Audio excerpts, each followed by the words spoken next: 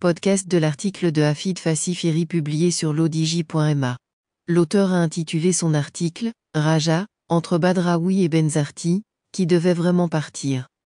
Il commence son article ainsi. Le président du Raja n'en finit plus d'accumuler les maladresses, mais c'est l'entraîneur qui fait fonction de fusible qui paie les pots cassés. Badraoui, dans le déni. Chez les Casablancais du Raja, l'histoire est un éternel recommencement avec des périodes de tourmente chronique et d'incertitude. Il était venu en justicier, promettant un assainissement financier et une profonde restructuration du club, sauf que les promesses d'un candidat en campagne n'engagent que ceux parmi les adhérents, qui ont bien voulu lui prêter le flanc.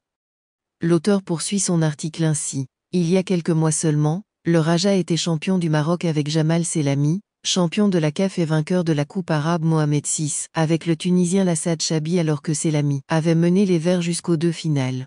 Et puis, du fait du déficit budgétaire enregistré lors de la crise sanitaire et d'une bottle à pro jouée à huis clos avec des pertes sèches, le Raja s'est mis à vendre ses meilleures pièces. Badr Banoun est parti au National du Caire, Afidi et Raimi aux Émirats et Benalib a quitté le club pour incompatibilité d'humeur. Avec le nouveau président, la cadence s'est poursuivie avec le départ de Metwali, Lvardi aux Amalek du Caire, à Haddad chez le voisin Vidadi, ainsi que Omar Arjoun dont le contrat n'a pas été renouvelé. Résultat, le Raja se retrouve sans milieu de terrain, les résultats sont décevants. Et comme pour se disculper de ce mauvais départ, Aziz Badraoui a décidé de remercier Fawzi Benzarti après la 3e journée et 0 victoire, et le remplace par un autre entraîneur tunisien, Monder Kébé.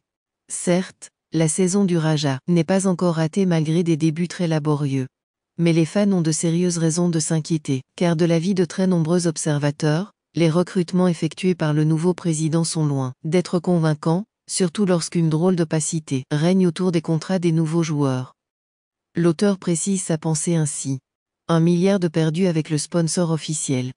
Par ailleurs, l'administration du Raja de Casablanca a été surprise par la décision de son sponsor officiel de rompre unilatéralement son contrat avec le club. En cause, le Raja avait décidé de changer prévenir sans l'emplacement du logo de ce sponsor sur le maillot de l'équipe, du centre vers le bas, durant les 3 premiers matchs de la Botola.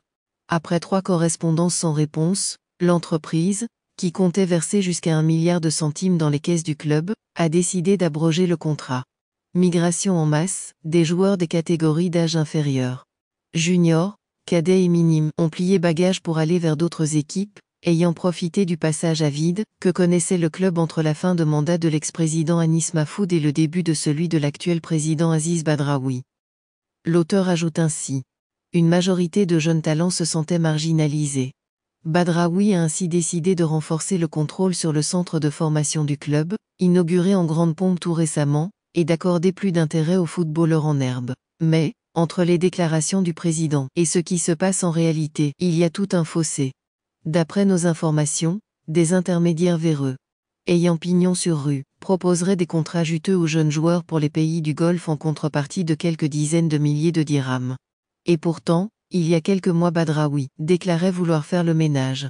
Ainsi, le Raja laisse partir ses meilleurs joueurs, les remplace par d'autres nettement moins fringants et laisse faire ce trafic, qui pille et dépouille les catégories de jeunes des meilleures pépites du club. Normalement, un club qui a la prétention de jouer sur tous les fronts et l'ambition de gagner des trophées, doit disposer d'un groupe étoffe et des doublures à tous les postes. Sinon, on prépare la relève en injectant dans l'effectif les meilleurs jeunes talents. Malheureusement, c'est tout le contraire qui se passe chez les Verts. L'auteur conclut ainsi. Le pire, populisme aidant on prête le flanc aux réseaux sociaux, on s'accommode de la prise d'otage par les adhérents, et l'on fait dans le sens du poil, pour avoir la bénédiction des centaines de milliers de fans. Mais, pour cela il n'y a que les résultats qui comptent. Rédigé par Hafid Fassifiri, élu par l'intelligence artificielle de Lodigi Media. N'oubliez pas de télécharger notre application Lodigi Mobile sur Android et iOS, et de vous abonner à notre chaîne YouTube Lodigi TV, si vous souhaitez être au courant des dernières actualités, podcasts et émissions télévisées.